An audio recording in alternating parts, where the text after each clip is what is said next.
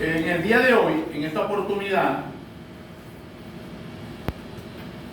vamos a aclarar un puntico muy delicado, de mucha necesidad, que es sobre la ciencia. Para todos es conocido, muy notorio y conocido, que no podemos desarticular la palabra ciencia del ámbito penal. Forma parte del concepto, artículo 34 de la Ley del Servicio de Policía de Investigación, el Cuerpo de Investigaciones Científicas Penales y Criminalísticas y el Servicio Nacional de Medicina y Ciencias Forenses. Ahora, muchos todavía aquí en Venezuela, incluso abogados, no están contestes, y están muy claros en lo que es el arraigo de la ciencia a la investigación penal. El arraigo de la ciencia a la investigación penal.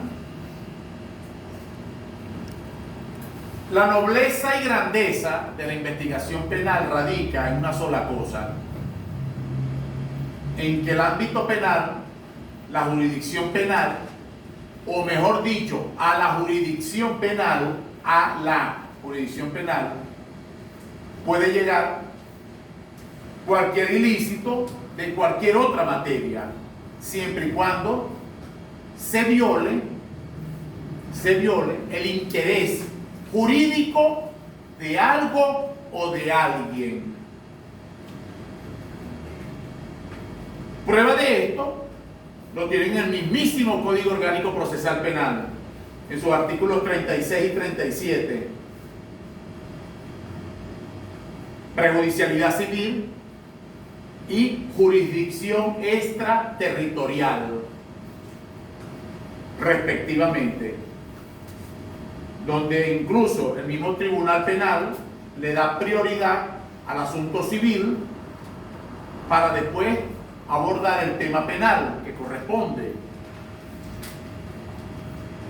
Dicho esto, claro en esto, vamos a decir lo siguiente sobre la ciencia, y aquí es donde radica la profundidad y el interés particular que tengo hacia ustedes, de que comprendan y salgan ya de ese abismo, de ese oscurantismo, que cuando uno habla de ciencia, recuerden que ya les mencioné el artículo 34, que dice textualmente que la investigación penal es el conjunto de diligencias orientadas al descubrimiento y comprobación científica del delito. Ahora, ¿qué pasa? Cuando hablamos de ciencia, y por ende de lo científico, pensamos en tubos de ensayo, matraces, microscopios, ópticos o electrónicos, laboratorios, gente vestida de blanco, con bata. No, están equivocados.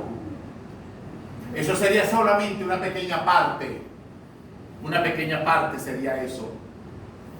Cuando la evidencia física colectada necesita, amerita y acusa una experticia para poder transformarla en lo que en esencia es.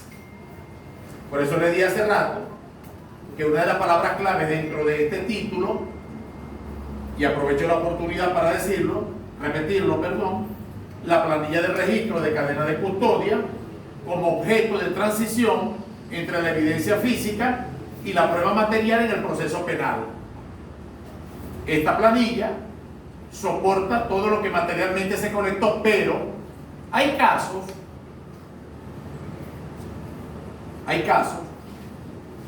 donde la evidencia física no se puede llevar a un laboratorio. Por ejemplo, en el caso de ayer, cuando hablé de un hematoma, el caso de ayer que tuve en audiencia, se habla de un hematoma. Usted no puede colectar un hematoma, porque de ninguna manera usted va a seccionar, a desprender un segmento, un tejido, a menos que sea un tejido necrótico, en estado necrótico, el cual como pieza quirúrgica, al ser desprendida mediante un procedimiento que se llama biopsia, se ha llevado, eso se llama una pieza quirúrgica, se ha llevado a un laboratorio para evaluar cuán contaminado, vamos a decirlo así para que me puedan entender, desde el punto de vista bacteriológico, cuán contaminado puede estar. Entonces esa medición, esa ponderación, de hecho, ya lo dije, medición o ponderación forma parte de los métodos de la ciencia. Entonces, fíjense ustedes, pero hay muchos, por ejemplo, hay muchos delitos donde usted no colecta nada, donde no hay una colección seria, idónea, porque no se encontraron evidencia. Entonces ustedes dirán, ahí no pega o aplica el artículo 34 que estamos diciendo. Claro que sí, porque la gente cree o piensa, la mayoría de las personas, y ahí es donde radica el gran error, ahí es donde radica la confusión, más que error, confusión de todos los operadores de justicia y de todos los abogados que de una forma pública o en el ejercicio libre del derecho asisten a las personas y no hayan que hacer con este caudal de inoperancia, vamos a decirlo así, por no saber leer un expediente, por no saberse meter en un expediente, y creen que porque no hay nada en un laboratorio, ahí no se aplica la ciencia. No, déjenme decirles que no. Y para eso está esta enseñanza.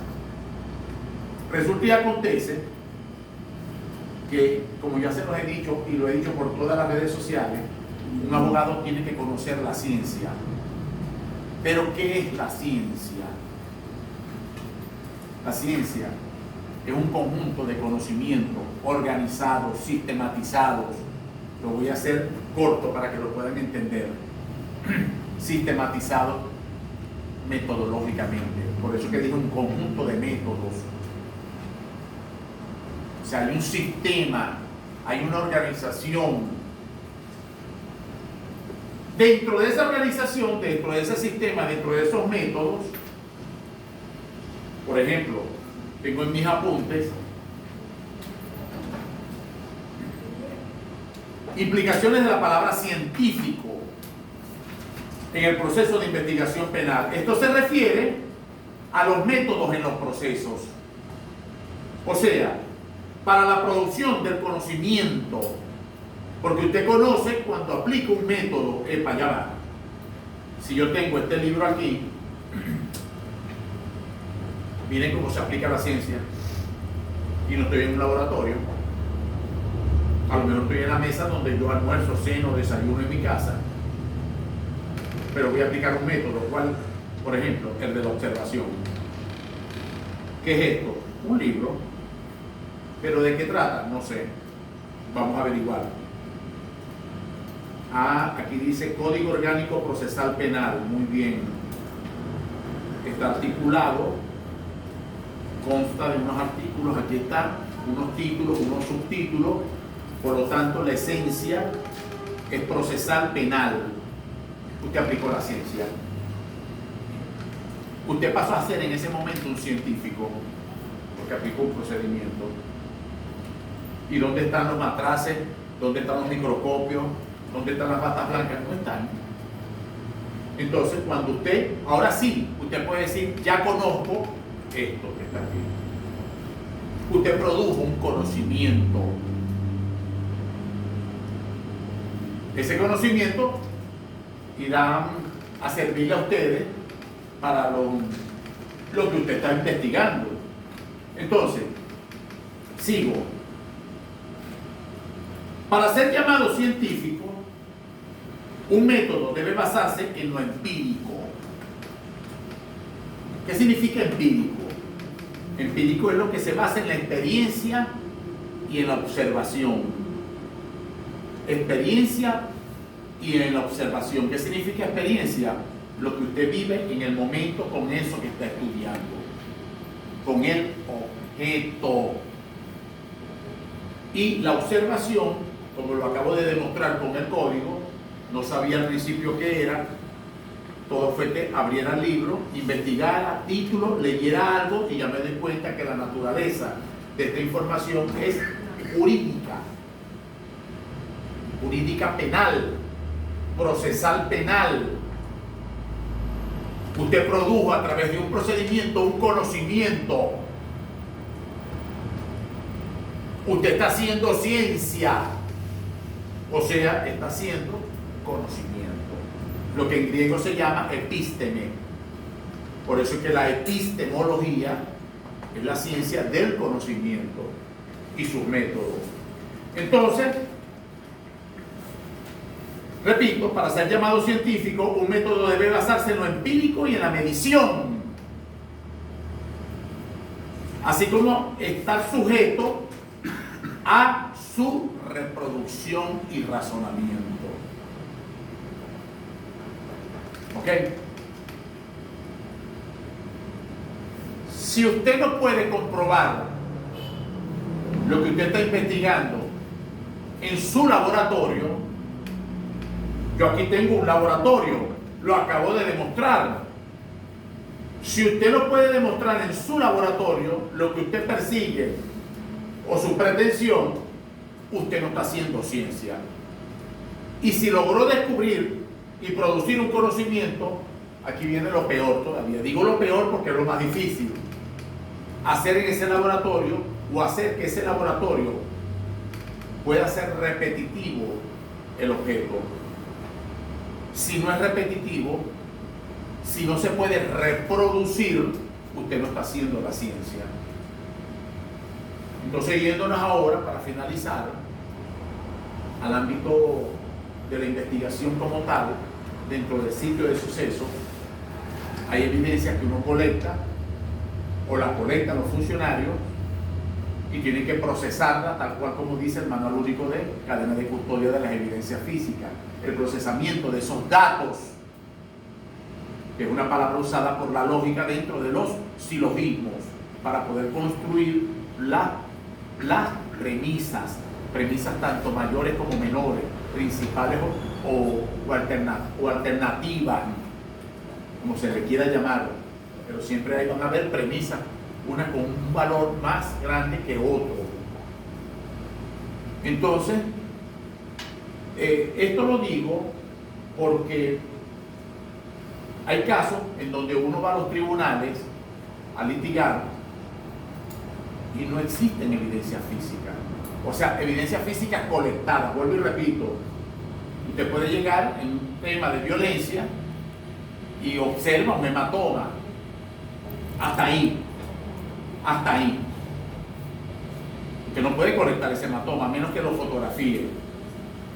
Y vuelvo y repito, si es un estado bacteriológico, necrótico, ahí sí, mediante una biopsia se colecta y se lleva como una pieza quirúrgica a un laboratorio para ser estudiado. Esa es la única forma. Del resto, bueno, que si en el pasillo vaginal, en el piso uterino, todo eso, y demás partes anatómicas que existan y guarden relación con lo que se está estudiando y se está investigando. Del resto, les quise decir esto para que no se preocupen por la palabra ciencia. Lo que tienen es que conocer el contexto, tienen que saber qué significa esto, porque muchos abogados creen, se lo creen ellos mismos, que para poder hacer ciencia usted tiene que ser un científico como el modelo que nos tienen acostumbrados, que es un hombre vestido de blanco, con una bata, con unos lentes, con una cara de loco y metido en un laboratorio de cabeza. Por eso dije que usted puede hacer un laboratorio dentro y en cada uno de ustedes. Yo me acuerdo cuando entré en la universidad, en la Facultad de Derecho en el año 1982, que me tocó hacer una primera materia que se llamaba, duré un año, y se llamaba Laboratorio Vivencial del Derecho. Laboratorio Vivencial del Derecho. Y nunca vi un laboratorio como tal, porque el laboratorio lo hacíamos en nuestro pupitre, en el aula, con las guías, los libros y la mente de cada uno en el análisis como tal. Espero pues les haya servido esto para que se empiecen a desprender, a separar de ese tabú que muchos no entienden todavía de lo que es una investigación penal, cuando se le anexa el o la palabra ciencia. De hecho, el artículo 39 de la ley que acabo de mencionar hace rato establece la obligatoriedad de la aplicación del procedimiento científico. Fíjense ustedes, del procedimiento científico, lo que les dije, método, sistematización. Dentro de los métodos está la observación, la ponderación. Por eso es que en un sitio de suceso de homicidio el cadáver está en un lado y hay evidencia y todo tiene que ser medido, ponderado. ¿Por qué? Porque eso responde a elementos propios de las leyes de la física y la química. Muchas gracias.